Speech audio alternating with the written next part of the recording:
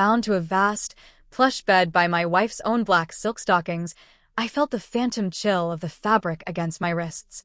I looked down, my hands cinched tightly to the headboard. Mira sat on the edge of the mattress, her fingertips tracing a slow, predatory path across my cheek. She licked her lips, her voice a low, dangerous purr.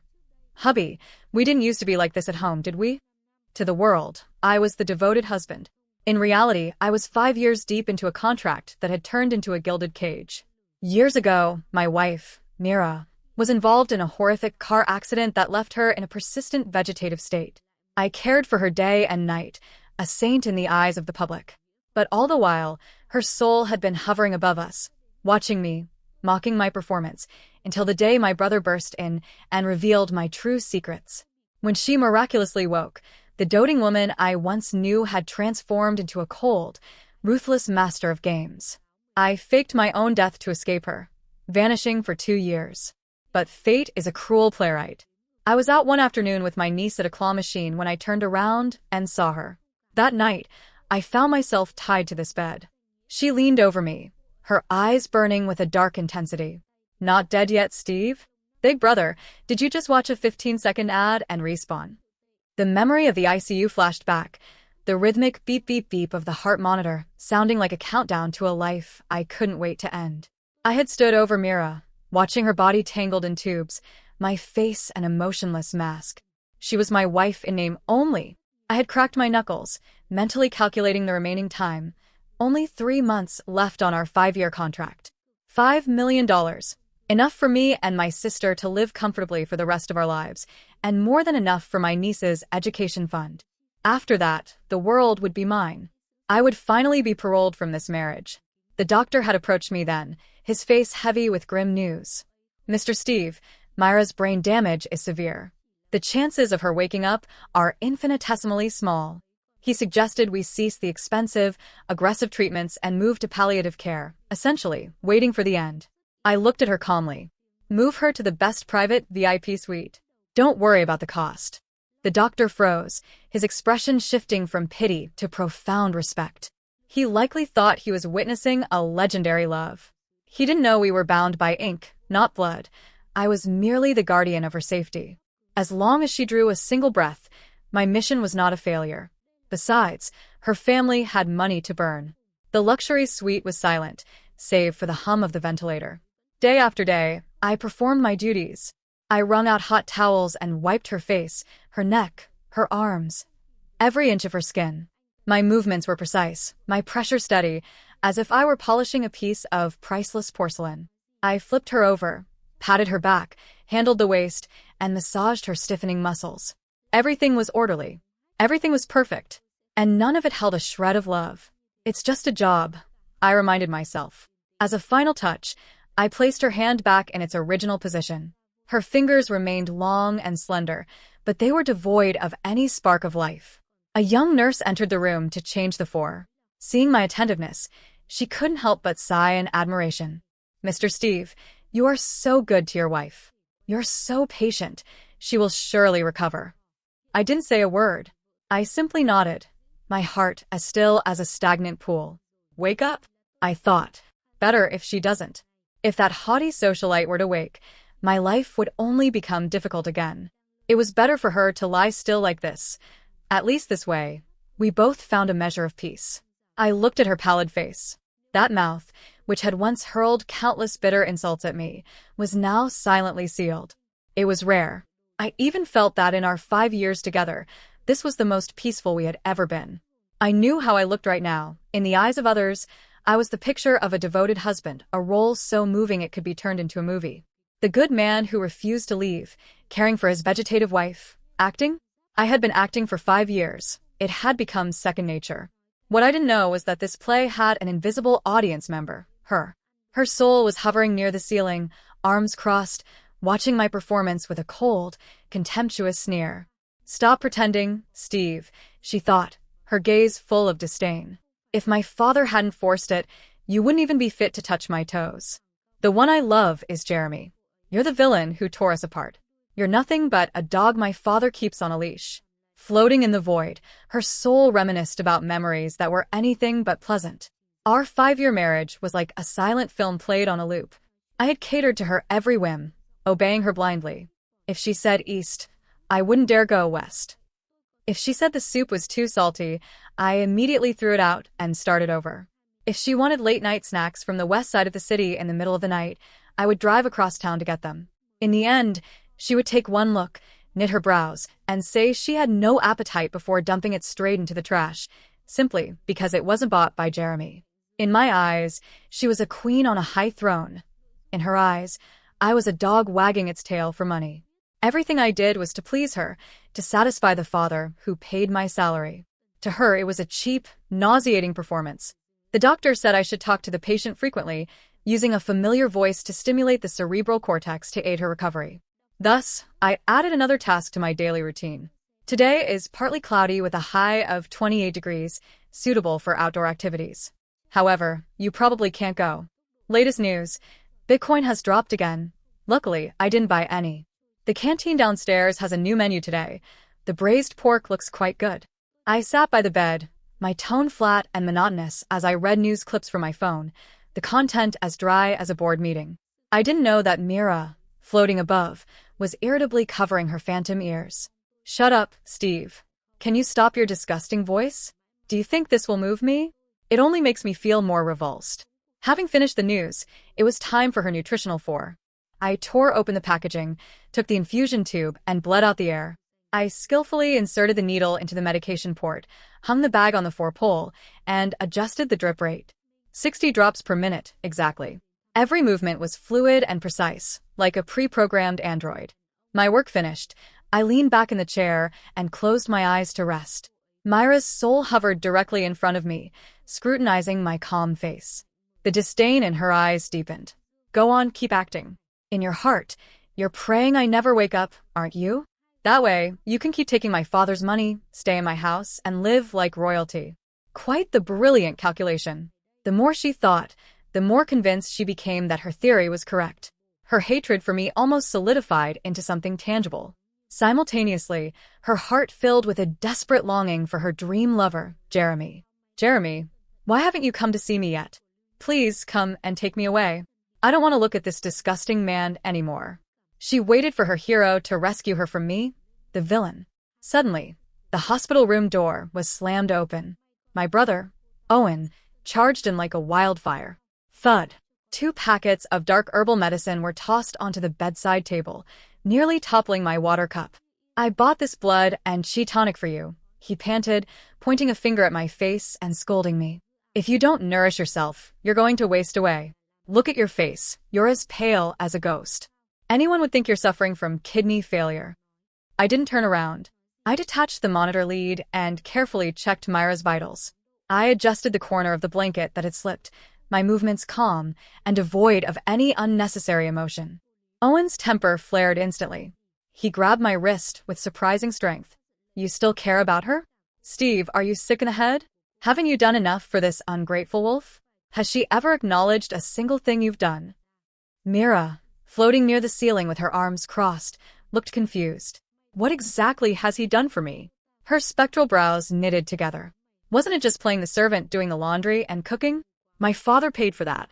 What is there to talk about? Seeing my silence, Owen grew even more furious, his voice rising an octave. You served her like a slave, took care of her life, protected her safety, and put up with every one of her irrational tantrums. And for what? So she could insult you? So she could vent her rage on you? Even her best friend, Hannah, couldn't stand it and tried to speak up for you, only for Mira to pick a fight with her. And then what? Hannah was ambushed and beaten by people Jeremy sent. Did you forget? All because she told Mira to treat you a little better. One's a scumbag and the other is blind. Why are you still tangled up with them? I finally reacted. I brushed his hand off. Stop it, I said softly, but with an icy finality that brooked no argument. Saying these things is useless. It's almost over. The time is almost here. Owen froze, looking at me as if I were a fool. What time? Are you an idiot? You've been tortured by this woman to the point where your head isn't on straight. Is your love for her that heavy? The corner of my mouth twitched. How could that be? Owen opened his mouth to say more, but the coldness in my eyes froze the words in his throat. Up in the void, Mira felt a surge of genuine confusion for the first time. Hannah was beaten by people Jeremy sent? She only remembered having a massive argument with Hannah back then. After that, Hannah had simply stopped contacting her. She had always assumed Hannah was just petty, jealous of the passionate love she shared with Jeremy. As it turned out, it was because of me. For the first time, Mira's soul felt a violent tremor of doubt. Owen's words were like a sledgehammer, smashing a jagged crack through the foundation of her reality. Is it possible? She wondered.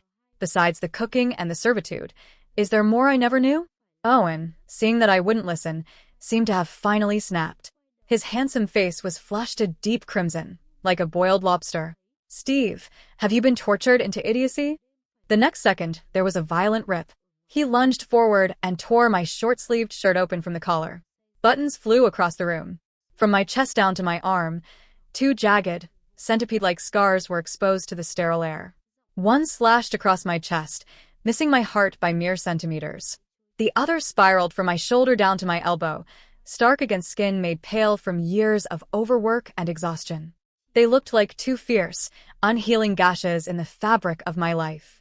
Owen pointed at the scars, his eyes rimmed with red. See these? These aren't birthmarks. Do you not remember your sophomore year of college? He turned his head, glaring at the unconscious Mira on the bed as if he could force her to hear him. Your noble lady, over here, had to sneak out for a midnight tryst with her dream boy outside the campus. Owen's voice was dripping with venomous sarcasm. He ran like a coward, leaving her all alone. And what about you, you absolute fool? He shoved me toward the bed, shouting in my face. You charged in to save her. In the hollow space beneath the ceiling, a bone-chilling cold seemed to settle. The temperature in the VIP suite felt as if it had dropped several degrees. Mira's soul was reeling. She remembered that robbery, of course. It was a cornerstone of her epic love story with Jeremy. In her version of the memory, the hero who rescued her from danger was him. Owen's mockery continued relentlessly. You took 3 knife wounds for her. 3. You nearly died in that filthy alleyway. And the result? All the credit went to that spineless brat who ran away. She woke up, opened her eyes, and saw her precious dream boy standing there without a scratch on him. Damn it, if they don't give him an Oscar for Best Actor, it's a tragedy. And you, Steve, you're a purebred clown. Even a reaper couldn't find a second one like you. If a ghost hunter saw you, they'd hand you a cigarette and say, hard luck, buddy, go recover in Arkham. I said nothing, because everything Owen said was the truth. After that night, I had stayed in the hospital for over a month just to cling to my life. By the time I returned to school, I had fallen so far behind in my studies that my future was irrevocably altered. Her father particularly called her, asking her to help me catch up on my studies. And what did she say then? Owen's voice dripped with bitter irony. He's a man. Can he study on his own? He's not a child. Jeremy got hurt saving me. I have to take care of him. I don't have time for anyone else. That's right, Owen continued. She was too busy worrying about her fatally wounded dream boy. I remember how heartbroken she was, begging to see his injuries. And what did Jeremy say? Don't look, Mira. The wounds are too terrifying. I don't want to scare you. For you, this little pain is nothing. Thinking back, that was Oscar-level acting. The guy didn't even have a band-aid on him. What was he going to scare her with? The sheer thickness of his skin. A massive explosion of doubt rocked Mira's soul.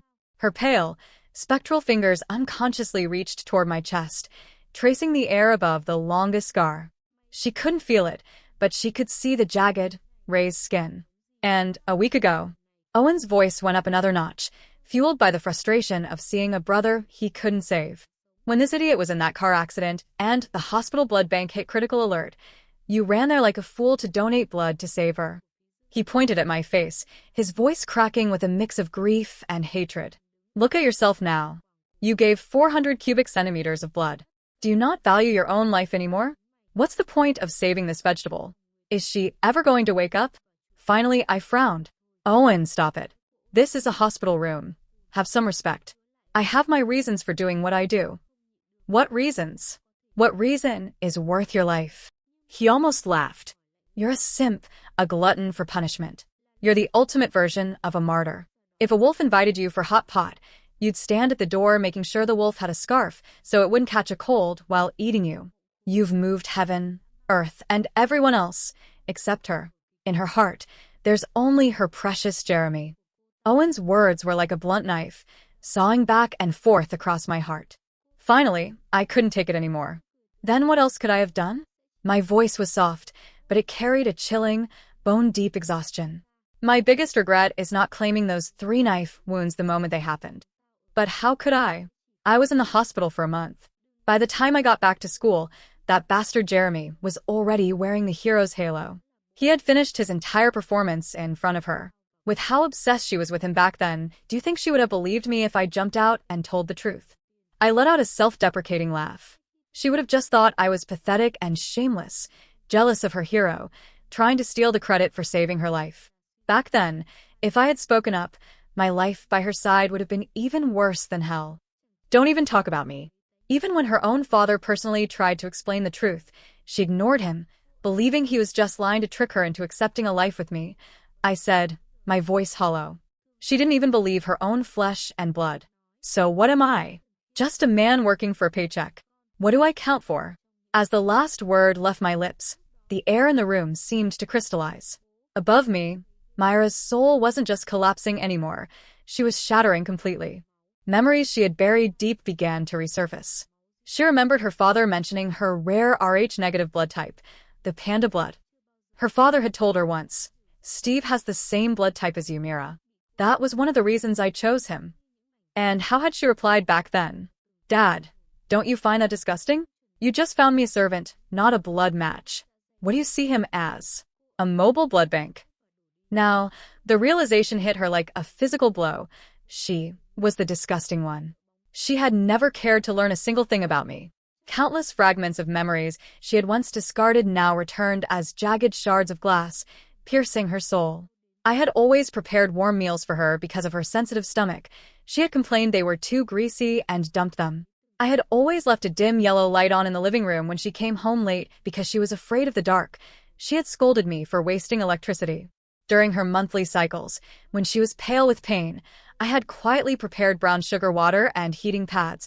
She had claimed the herbal scent was nauseating and poured the drink down the drain. The details she had once treated with contempt now weighed 1,000 pounds, crushing the breath out of her spectral form. She began to question herself.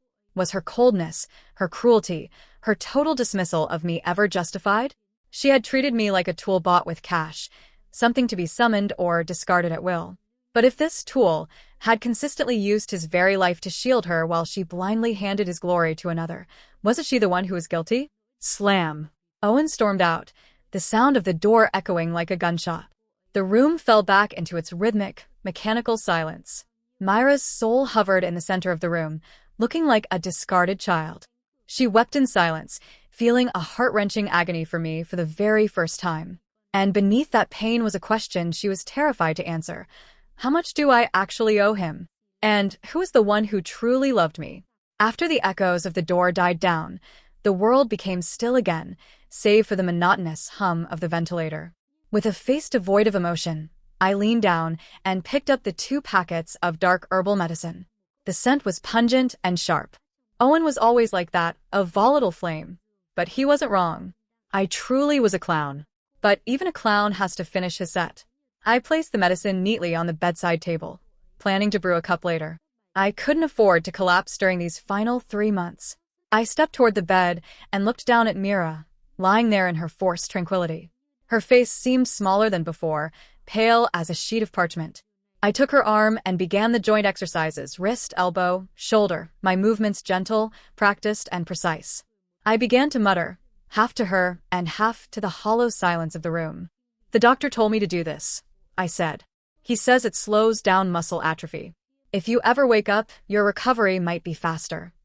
I let out a bitter, internal laugh. Better if you don't. I didn't want to see that face full of disdain and loathing again. I didn't want to hear her say, Steve, you're disgusting. Just stay still like this.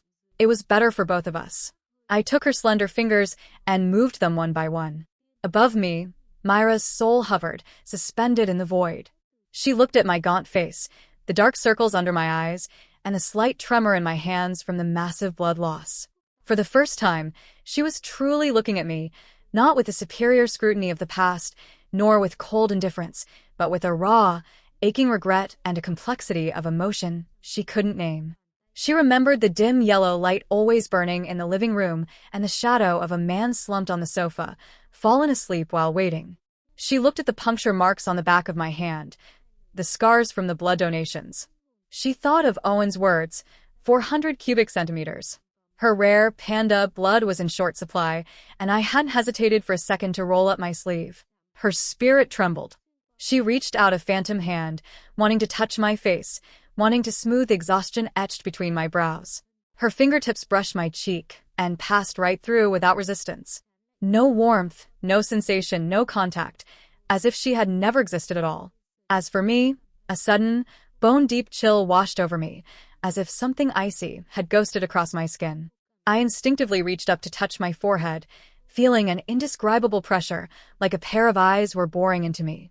A cold, invisible sensation flickered across my brow, light and sharp, like a frozen feather. I stiffened. I rubbed my forehead, but found nothing. Is it the air conditioner? I looked up at the ceiling. The vent was on the other side of the room, and the windows were bolted shut. I frowned. What's going on? I muttered. Did the temperature drop? No, the feeling was too strange. I rubbed my brow again, but the chill had vanished. A wild, absurd thought flashed through my mind. Is there something unclean in here? Did some lady ghost take a liking to me? I gave a self-deprecating laugh and spoke to the empty air. Hey, big sister, your taste isn't great. What do you like about me? My good looks? Or this 24 filial piety routine of serving a vegetable? I'm telling you, I'm poor. If I burn joss paper for you, it'll be the cheap stuff, 1 cent a sheet. Even I found it a bit funny. I was probably just exhausted, hallucinating from the strain. I shook my head, trying to banish the nonsense. But the sensation of being watched only grew stronger, and now it carried a nameless, heavy sorrow. I didn't see it, but directly above my head, a single, transparent tear slid out of the void. It fell to the floor, noiseless and traceless. She was looking at me with an expression I had never seen, desperate to tell me something I could neither hear nor see. Just as the atmosphere in the room felt thick with a sudden, eerie chill, the door flew open with a violent bang. Lydia, Mira's self-proclaimed best friend, burst into the room like a guided missile of artificial grief. She lunged toward the bed, wailing with a dramatic flair that would have made even a street dog howl in sympathy. Mira, my darling Mira, how could this happen to you? Why such cruel luck? What am I supposed to do without you? Her performance was so over the top, so saturated with theatrical despair, that it was a wonder she hadn't won an award yet. I stood to the side, my face an emotionless mask, though the mockery in my eyes was nearly spilling over. As expected of a drama major, I thought. The fundamentals are solid. I picked up a fresh towel and resumed wiping Mira's fingers, treating the grand spectacle before me as if it didn't exist. Lydia wailed for a few more minutes, but, realizing that her only audience member was being uncooperative, her sobs gradually tapered off. She turned to me, her eyes red and watery, putting on a display of fragile strength. Then, her tone shifted, becoming laced with a hint of arrogant command. Steve, you must take absolute care of Mira. She's the type who is sharp-tongued but soft-hearted. She might have been cold to you, but you actually hold a place in her heart. I nearly barked out a laugh. A place in her heart? Yeah, right at the top of her blacklist, most likely. I calmly set the towel down, a thin smile playing on my lips. I looked at her as if we were merely making small talk and said, Aren't you the one who wants her dead the most? If she's gone, there's no one left to fight you for your boyfriend. You and your secret lover can finally be together in the open, can't you? Lydia's grief-stricken face froze instantly, looking like a cheap plaster mask. Her skin turned a sickly pale, and her eyes darted around in a panic, like a rat that had just stepped on its own tail. What nonsense are you talking about? Her voice suddenly turned shrill, cracking with terror. Mira and I are best friends. We're closer than sisters. I don't even have a boyfriend. The more she spoke, the more she stumbled over her lies, her eyes refusing to meet mine. In that moment, her reaction was the loudest confession possible. The air in the room grew even colder. Lydia's face cycled through shades of green and white. She looked so humiliated she could have dug a 3-bedroom apartment into the floor with her toes. Right then, the door opened again. The The dream man she longed for day and night, Jeremy, had arrived. He was dressed to the nines, his suit perfectly tailored, every strand of hair meticulously slicked into place. Seeing him, I tossed the towel into the basin with a sharp splash. "The main event is here," I said, my voice dripping with a sarcasm so thick it made my own ears ring. "Mira's true love has returned. Why don't you take over her care? Should I, the annoying obstacle, get lost now?" Jeremy narrowed his eyes, not even deigning to look at me. He walked straight to Lydia's side and opened his mouth, speaking with an air of cold entitlement, as if stating an undeniable fact. "She's your wife, Steve. Naturally, her care falls to you. What does any of it have to do with me?" Jeremy finally deigned to look at Mira on the hospital bed, his gaze flickering with unshielded revulsion. "Expect me to serve her? To clean up her filth? Not a chance. She isn't worth the effort." The temperature in the room plummeted to the freezing point, a bone-deep chill seeping out from the very marrow of the world. I could almost feel it. The ghost I had joked about earlier was likely ready to commit murder. I thought to myself, if Mira's soul is truly here, that sentence probably just nailed her heart to the floor. The man she had loved, the one she had pined for day and night, couldn't even stand to look at her once. She had become a vegetable. To him, she was something contaminated. Jeremy, as if sensing his words weren't quite cruel enough, glanced impatiently at his expensive watch, a gift Mira had given him, and sneered. If I hadn't tricked that love-struck fool into signing that inheritance agreement back in middle school, promising me a fortune if she died, do you really think I'd set foot in this godforsaken place? Boom. It felt as if the air in the suite had exploded. An invisible, frenzied gale shrieked past my ears, making the hair on the back of my neck stand straight up. That ghost had gone utterly ballistic. I couldn't see her, but I could feel a manic, desperate rage lashing out at Jeremy. I even saw his face twitch, as if something cold and sharp had just sliced through his skin, making him shudder involuntarily. In the void, Mira was using her spectral fingers to claw relentlessly at the face she had once loved so dearly. "You bastard! You filth! I am not a fool! You liar! You've deceived me for years. I'm not dead. I can wake up. You won't even pretend anymore?" I couldn't hear her silent screams, but I found myself looking forward to seeing Jeremy's world crumble. Jeremy, completely oblivious to the spectral assault, reached out and took Lydia's hand. He stroked her knuckles with a smug, triumphant thumb, displaying her like a cheap trophy he had just won. "She's nothing like my Lydia," he bragged, his voice dripping with condescension. "Lydia is sensible, thoughtful. Not only does she let me spend her money, but she was quick to give herself to me entirely." Lydia leaned into him, her body appearing boneless as she clung to his arm. "They treated me like a ghost, and they treated the woman on the bed like a corpse." Jeremy's gaze swept over Mira as if he were looking at a pile of trash. "Did you think I actually loved her? She was a gullible idiot. When we were kids, a few sweet words were enough to make her lose her way. Then she grows up and tries to act like some pure, untouchable maiden, barely letting me touch her hand. God, it was *****ing disgusting." The invisible wind grew so violent I was certain the air conditioning hadn't been set that high. Mira's soul was howling. Lydia let out a sharp, piercing giggle, her voice like a jagged blade. "Exactly, Jeremy," she said, her tone that of a seasoned player sharing her proudest philosophy. "With me, it's 1 day to hold hands, 2 days to kiss, and by the 3rd, we're in bed. Now, that is the pace of a normal woman." Hearing her speak made me want to retch. At that speed, even a fighter jet couldn't keep up with them. These two truly mistook their own shamelessness for personality. I thought to myself, Mira's heart must be in absolute tatters by now. A vegetative patient would either be shocked back into consciousness by this or simply die from the sheer rage of it, watching her true love and her best friend join forces to nail her to a pillar of eternal humiliation. If she could hear this, she must feel like the universe's cruelest joke. Her soul looked at the pair of shameless adulterers before her, and then back at me, and finally at her own silent body. One was riddled with tubes, as still as the dead. The other stood expressionless and rigid, like a sentinel. In this moment, she finally had to see who was genuine and who was a fraud, who was a devil in human skin, and who was the silent guardian. I said nothing, merely watching them. It turned out the clown show I had been starring in had a spin-off, this tawdry comedic dialogue. It was certainly an eye-opener.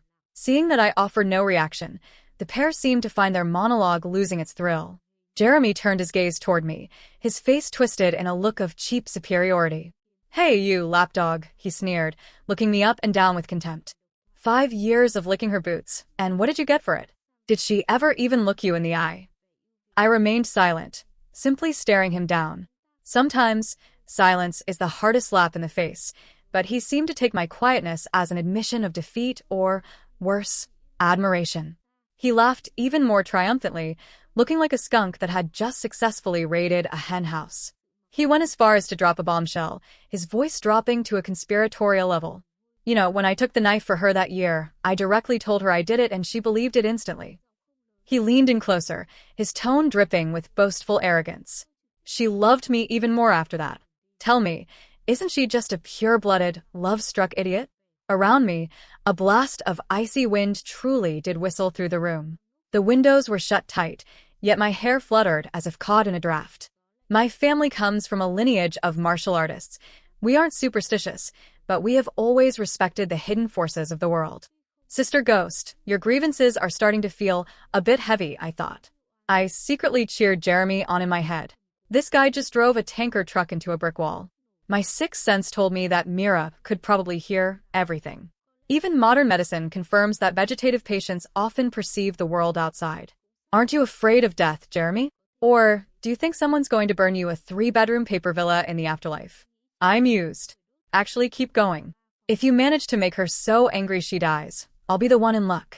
At this point, I guess the woman on the bed was beyond collapse. She was likely paralyzed by a hatred so profound she wanted to grind him into ash. Lydia, seeing the momentum, rushed to join in, beginning her own critique of the woman lying helpless before them. "Just look at her now. Look at the pathetic state she's in." She clicked her tongue twice, her eyes brimming with malice, as she scanned the figure on the bed. "Look at her, dried up, skeletal, and sallow, like a fresh corpse. How hideous." She intentionally puffed out her rather flat chest with a smug smirk. "Not like me.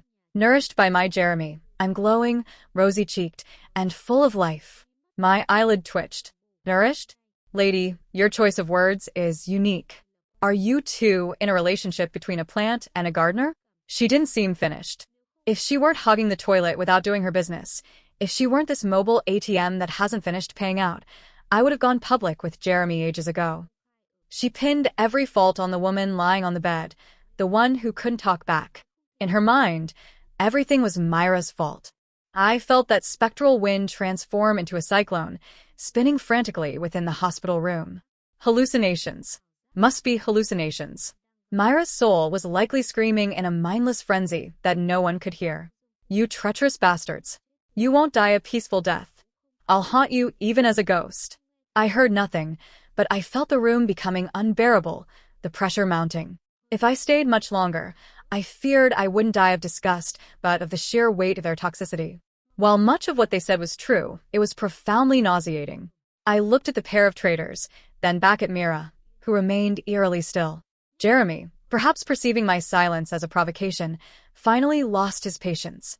A look of cheap superiority crossed his face as he revealed the true purpose of this visit. "Hey, lapdog," he said, his voice cold and matter-of-fact. "Stop the act. Don't let this love-struck idiot waste any more medical resources." He pointed to the transparent oxygen mask on Mira's face, her only lifeline. His tone was as casual as if he were commenting on the weather. "Pull the plug. Take off the mask and let her go peacefully. That way, we both get the money sooner." Lydia's eyes lit up instantly, like 2 light bulbs flickering to life. She urged him on, unable to wait. "Yes. Exactly. Pull it. A half-dead vegetable is useless. Her living is just a waste of money." Mira's soul couldn't believe it. The man she had loved and provided for all these years wanted to kill her with his own hands. And I couldn't believe that the depravity of these 2 scumbags ran deeper than the Mariana Trench.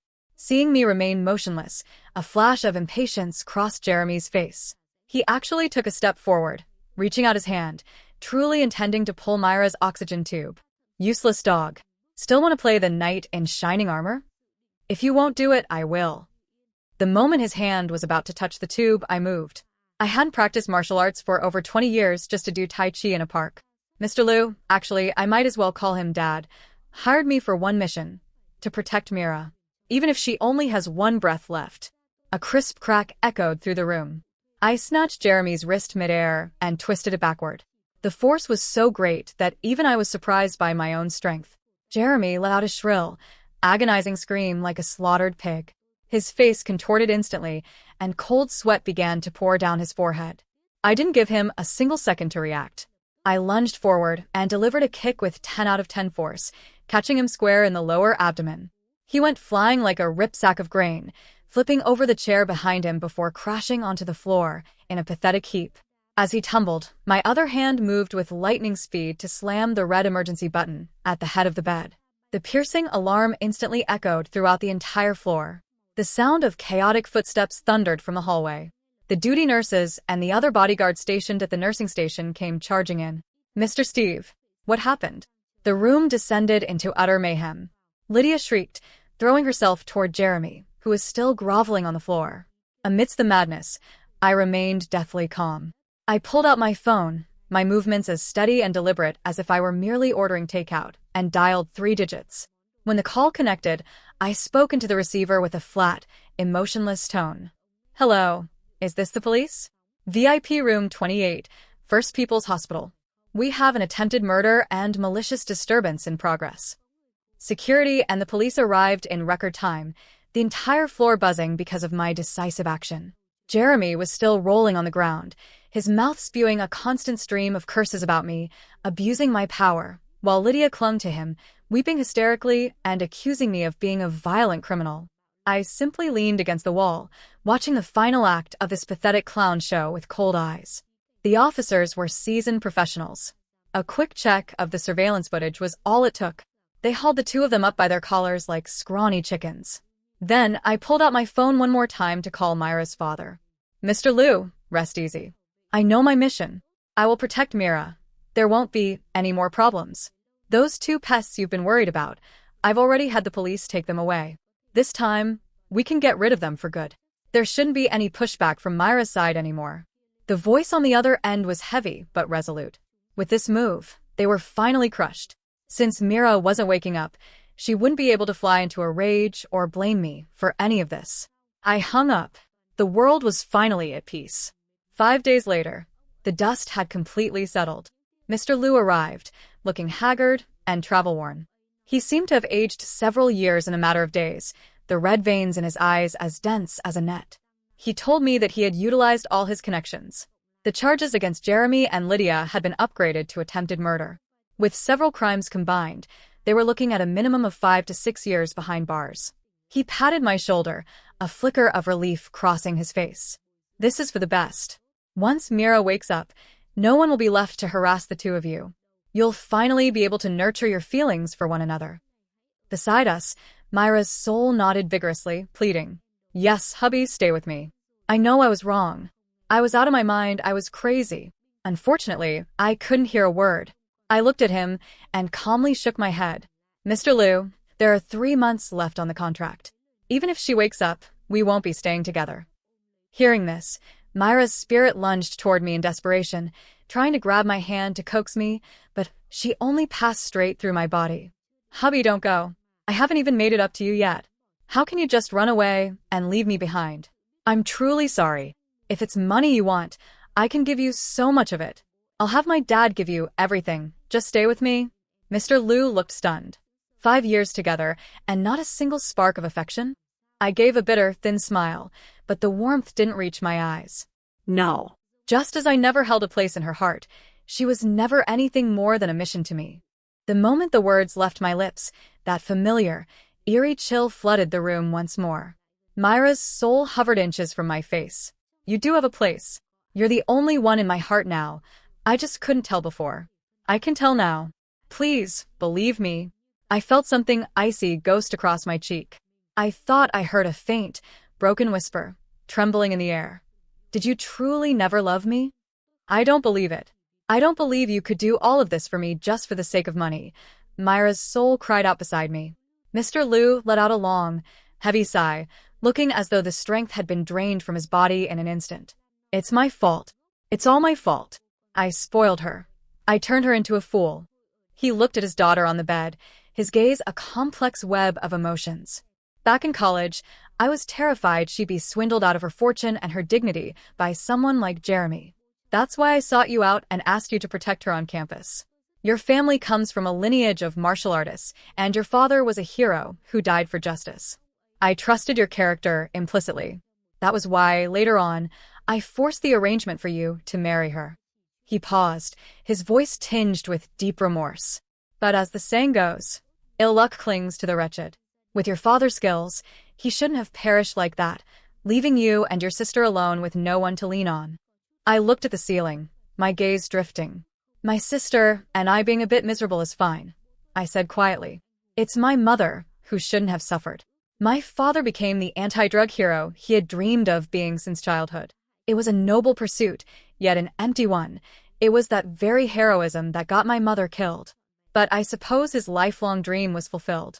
At that moment, the air in the room seemed to crystallize. The chill instantly transformed into needles of ice, sharp enough to pierce the soul. Mira, whom I could not see, had heard everything. She realized then that our marriage wasn't the result of me stalking her. It was a grand design orchestrated by her father to keep her safe. She realized the gold-digging dog of a husband she had despised was a man whose family had been destroyed, whose mother had died a tragic, wrongful death. His father was an anti-drug hero who died at the hands of cartels. His mother was murdered in an act of brutal revenge. And what had she done? She had pointed a finger at his nose and screamed that he was jealous of Jeremy, accusing him of trying to steal the credit for saving her life. She had called him pathetic. She had called him shameless. Now, looking back, who was truly the pathetic, shameless one? The fortress of pride in her heart didn't just crack, it collapsed into dust. Mr. Liu's eyes fell upon my pale face. He wanted to say something, but it only manifested as another long, weary sigh. Steve, this old man has wronged you. His voice was heavy, as if weighed down by 1,000 tons of stone. Back then, I chose you not just for your skills, your clean background, and your reliable character. There was one more reason. I looked at him, saying nothing. What else could it be?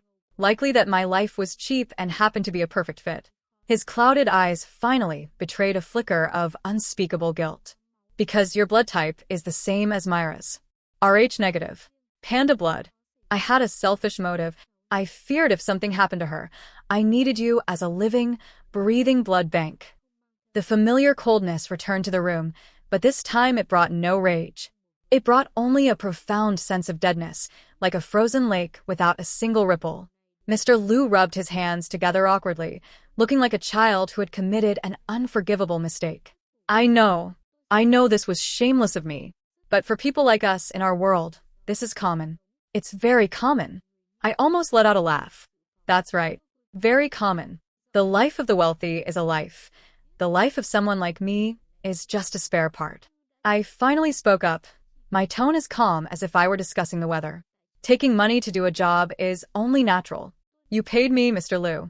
As long as you don't drain me until I drop dead on the spot, I'll give as much blood as you ask for. I meant it from the bottom of my heart. My life hadn't been worth much for a long time anyway. If this broken body of mine could be traded for my sister's health and my niece's carefree childhood, then it was a fair bargain. My composure seemed to disturb him more than any angry accusation ever could. The guilt on Mr. Liu's face deepened. Watching you suffer all these years, enduring her coldness, even this old man can't bear it anymore. He reached into his coat, pulled out a bank card, and pressed it into my hand. Take this. Don't refuse. Go home, start a small business, and take care of your health. I looked down at the card. Money is a good thing, I needed it. So I took it. Thank you, Mr. Liu. Beside us, Mira's soul was frantic, trying to interrupt our conversation, begging me not to take the money. Don't take it, she cried. Whoever takes my father's money can't leave. They can never go home. She finally understood. Her father hadn't just found her a husband or a bodyguard. He had found her a death soldier from the ancient tales. He wasn't just meant to keep her whole. In the moment of truth, he was meant to trade his life for hers. The man she thought was a lapdog, a mere commodity, had been her most expensive guardian from the very beginning. The debt she owed me was one she could never hope to repay. After Mr. Liu left, I gripped the thin plastic card, feeling like I was holding a piece of red-hot iron. Before I could even put it in my pocket, the door pushed open again. I didn't look up, assuming it was a nurse. "Steve." A woman's voice called out, thick with unshed tears. I looked up to see Hannah, Mira's other close friend, the only person who had ever urged Mira to treat me better. She wasn't loud and dramatic like Lydia. She just stood there looking at me, her eyes instantly brimming with red. It wasn't pity in her gaze, it was heartbreak. The kind of heartbreak you feel when you see something you cherish being shattered into pieces. My heart skipped a beat. "Please, no." My quota for melodramatic plotlines has been exceeded for the week. "Come with me," she said, stepping toward me with a decisive tone. "Stop staying here to guard this ungrateful wolf." I shook my head wearily, my voice raspy. "It's not time yet. My contract still has 3 months. If I take the money, I have to see the job through to the end." Hannah grew frantic, grabbing my hand tightly. Her palm was burning hot, her grip so firm it felt like she was clutching a final lifeline. "Then when will it be time? She doesn't love you, but I do. I love a man as devoted as you." Her words fired off like a rapid-fire machine gun. "She's a vegetable now. Why won't you let go?" I looked at her, my voice eerily calm. "Actually, you're wrong. Perhaps I'm not the devoted man you think I am. There's a reason I've performed this deep love act for so long. I don't care." Hannah cut me off stubbornly. "What I see is the image of you that I hold in my heart. At least, that's who you are to me now." The next second, I felt the ambient temperature plummet again. Hannah didn't notice. She rose on her tiptoes and suddenly leaned in. A soft, warm sensation pressed against my lips, a demanding, forceful kiss that brooked no rejection. I froze, my mind going completely blank. Have I stumbled into a madhouse? 1, 2, 3 people. Is no one in this story sane? A cold, violent gust of wind exploded past my ear, making the hair on my neck stand on end. I couldn't see it, but Mira's soul had transformed into a vengeful wraith. She was using her phantom hands to frantically claw at us, trying to tear us apart. But it was futile. Her hands passed through our bodies as if we were mist. Consumed by rage, she cursed. "You fake friend. What are you doing? What are you doing to my husband?" I didn't hear the silent roar. To end the situation, I pushed Hannah away, not with much force, but with absolute finality. She stumbled back a step, but instead of being angry, a strange, frantic excitement flickered across her face. She looked at the unresponsive Mira on the bed, then back at me. Then, she uttered a sentence that shattered my sense of reality while sending a jolt of adrenaline through the room. "Steve." She licked her lips, her eyes shining with a predatory light. "This is a hospital, but there's a spare cot right here. Let's do something stimulating right in front of Mira. Who knows? Maybe the shock will actually wake her up." My jaw nearly hit the floor. I doubted my own ears. What kind of logic is that? Using that to stimulate a vegetative patient? "Lady, have you been watching too many bizarre thrillers?" I shoved Hannah toward the door, my attitude unwavering. "Get out. Now." She stunned, her face a mask of disbelief and hurt. "Steve." I said, "Get out." My voice held no warmth. Hannah's face went deathly pale, the light in her eyes extinguishing. In its place grew an even deeper, darker fascination with me. She licked her lips one last time, said nothing, and turned to leave the room. Finally, the world was quiet. I leaned against the wall, exhausted, feeling like the melodrama of the past few days had outweighed the entirety of the last 5 years. Looking at Mira, still peaceful on the bed, a wicked thought suddenly crossed my mind. Since we've already gone this far, might as well add some fuel to the fire. I walked to the bedside and began massaging her cold legs. My movements were still textbook perfect, but the words leaving my mouth were like poison. I leaned in close to her ear, my voice dropping to a low, devilish whisper. "Saving yourself for that dream lover of yours, never letting me touch you, only to get humiliated in the end." Her body remained unresponsive, the only sound in the room being the steady, rhythmic beep, beep of the heart monitor. I let out a cold laugh, my grip on her leg tightening slightly. "Do you really think I wanted to wait on you? If your father hadn't paid so much, who would want to touch a cold, rigid block of stone like you? 5 years, and I couldn't even warm you up." The air in the suite seemed to drop several more degrees. I leaned down, my lips nearly brushing her ear, and used the most venomous tone I could muster to deliver the fatal provocation. If you really have any pride left, wake up and slap me. Otherwise, I'm actually going to go with that woman from earlier. She's far more passionate than you and much more sensible. The moment the words left my lips, a violent, feral wind exploded beside me. In the void I could not see, Mira's soul had been completely detonated. Extreme fury, mixed with a possessiveness that reached into her very marrow, drove her into a total frenzy. You wouldn't dare. You belong to me for the rest of your life. She screamed with every ounce of her strength, lunging at me, desperate to slap me, to tear me apart. Her phantom hands passed through my body without resistance, but somehow they landed a forceful blow right onto the face of her own physical body lying on the bed. At the instant of contact, a brilliant white light flashed. Her floating soul was suddenly yanked by a massive vortex, sucked violently back into her flesh. Beep, beep, beep, beep.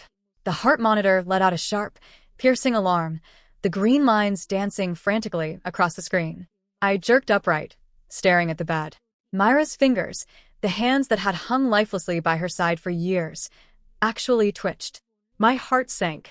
My God, she's actually waking up. Damn it. I'm not going back to those miserable, humiliating days, am I? The sudden turn of events left my mind blank. A second later, as if struck by lightning, I snapped out of it and slammed the emergency call button. Doctor. Doctor. The entire VIP floor was thrown into chaos. Doctors and nurses came charging in. After a flurry of urgent examinations, they all looked at me as if they were witnessing a miracle. The chief physician pushed up his glasses, breathless. A medical miracle. Mr. Steve, Mira's brain waves are incredibly active. There are clear signs of her regaining consciousness. I immediately notified Mr. Liu. When he arrived, he was so overcome with emotion, he nearly knelt before me. He gripped my hands, repeating his gratitude over and over. Steve, no words can express what you've done. I'm begging you, stay for just 2 more months. Once Mira has fully recovered, I'll give you another sum, a massive sum. I looked at his white hair and eventually nodded. 2 months in exchange for total freedom for the rest of my life? It was a deal worth making. But I soon realized I had agreed far too early. After waking up, Mira was completely different. The first time her gaze met mine, it wasn't with disgust or coldness, but with a burning intensity one had never seen before, an expression of fierce love and overwhelming possessiveness. When I brought her meal, she refused to eat. Hubby, feed me, she whispered, her eyes fluttering and her voice sweet and coaxing, like a spoiled child. My entire body stiffened. Under the watchful eye of the doctor, who signaled me to comply with the patient's wishes, I reluctantly spooned some porridge to her lips. She took a bite, but didn't swallow. The next second, she suddenly leaned forward, cupping my face in her hands, and pressed her lips to mine, forcing the porridge into my mouth. I froze like a statue. She licked her lips and smirked like a cat that had just stolen the cream. An eye for an eye, she teased. I shoved her away, my face pale with shock. Her eyes instantly brimmed with tears, and she began to sob as if the whole world had abandoned her. Hubby, I was wrong, she choked out, clutching the hem of my shirt. Don't be so cold to me. I'm scared. From now on, I'll do whatever you say, okay? You can do anything you want with me. My mind was a chaotic mess. At night, she insisted on holding my hand to fall asleep. Later, she even patted the small hospital bed and commanded me, "Come sleep with me. If you're not beside me, I can't rest." I pointed to the narrow cot next to her. "I'll sleep here." But as soon as I lay down, she threw back her covers, climbed out of bed without a word, and crawled onto my tiny cot, pinning me down. Her soft, warm body was pressed tightly against mine. I could feel the rise and fall of her chest clearly. I was paralyzed. "What are you doing?" She found a comfortable spot in my arms, her voice laced with a triumphant smile. "If you won't sleep beside me, I'll sleep on top of you. Let's see if you can sleep normally now." I felt less like a bodyguard or caretaker and more like prey being stalked by a beautiful predator, liable to be devoured at any moment. "Steve," Mira whispered, her fingers tracing the lines of my face as she lay on my chest. "Have you never liked me? Not even a little bit?" Her voice was soft, but it struck my heart like a sledgehammer. To end this absurdity as quickly as possible, I had to crush her hopes. "No," I said, staring at the ceiling, my voice cold and devoid of emotion. "Never. Everything I did was for the money, to fulfill the contract with your father. Her body went rigid. The next second, she violently yanked my shirt upward. With a sharp rip, the buttons went flying. The fierce, jagged scars running from my chest to my arm were exposed to the sterile air. Her tears began to pour instantly, like a string of pearls that had just snapped. She reached out with a trembling hand, gently tracing the scar closest to my heart. Her icy fingertips slid over the jagged, uneven skin, sending a jolt of numb shivering through me. Suddenly, she screamed at me, her voice shrill and heavy with sorrow. "If you don't like me, why would you take those knives for me? If you don't like me, why would you give me your blood? If you don't like me, why would you spend year after year caring for me, protecting me, and enduring every bit of my toxic temper?" She seemed to lose her mind, lunging into my embrace and wrapping her arms around me so tightly it hurt. "You're lying." Her voice carried a desperate, stubborn certainty. "You love me. The person you love most is me. I know it. Everything you did for me. Steve, I love you. I love you more than anyone." Confronted with such raw, head-on passion, I felt a surge of genuine terror. I shoved her away. "Enough." My voice was like ice. "Get a hold of yourself." But she clung to me like a leech, tears still streaming down her face, her eyes wide and pitiful. "I am sane. I love you. I love you." This time, my patience evaporated completely. I knew that if this continued, she would drag me down into a bottomless abyss. "I don't love you," I roared, using every ounce of my strength to shove her back onto the bed. She didn't try to play the coquette this time. Instead, she looked at me with the deeply wounded eyes of someone staring at a traitor. I didn't care. I turned and bolted out of the hospital room, not daring to look back. Behind me, her heart-wrenching wails echoed down the hall. "Steve, you can't leave. You're mine. You're mine." Her screams felt like an invisible rope, tightening around my throat. For the next 2 years, I lived the life of a fugitive. Her father, Mr. Liu, tried to help me, but even he was powerless against her obsession. She blocked all my lines of communication and hired a team of bodyguards to track me 24/7. It was the ultimate irony. I had been her bodyguard, and now I was the one being hunted by hers. During those 2 years, she did countless insane things. She bought my old apartment and turned it into a museum dedicated to me. She bought the company where my sister worked and made her personal secretary. She didn't dare touch my niece, but she flooded the house with every brand-name toy, stuffed animal, and designer outfit imaginable until the place was packed to the ceiling. And she sent me a message every single day. "Hubby, I know where you are. Come home like a good boy. I promise I won't tie you up anymore. I just want to be with you." In those 2 years, I moved more than 10 times and changed my phone number 8 times, living like a mole in a sewer. Until one day, she finally cornered me on the highway. Her car, a pure white Bentley, was parked horizontally across the road, blocking my path. At the same moment, 2 black SUVs closed in from the front and rear, boxing me in. She stepped out of the car, clad in a pure white lace dress, her long hair whipping in the wind. That beautiful face of hers wore a smile of utter madness. "Steve, I caught you." I knew I couldn't escape, and I couldn't bring myself to hurt her. I could only watch as she approached, dragged me from the driver's seat, and tied me up with her favorite improvised restraint, her black silk stockings. Crash. A massive truck roared out of nowhere, slamming directly into the rear of the Bentley. She was in the middle of binding my hands. The impact was so violent we were both thrown forward. Her head hit the front seat with a sickening thud, and she let out a low groan. Bound tightly to the back seat with the silk stockings, I couldn't move. She lay slumped over me, motionless and seemingly unconscious. The rear windshield shattered with a roar, sending countless shards of glass embedding into my back. I cursed under my breath.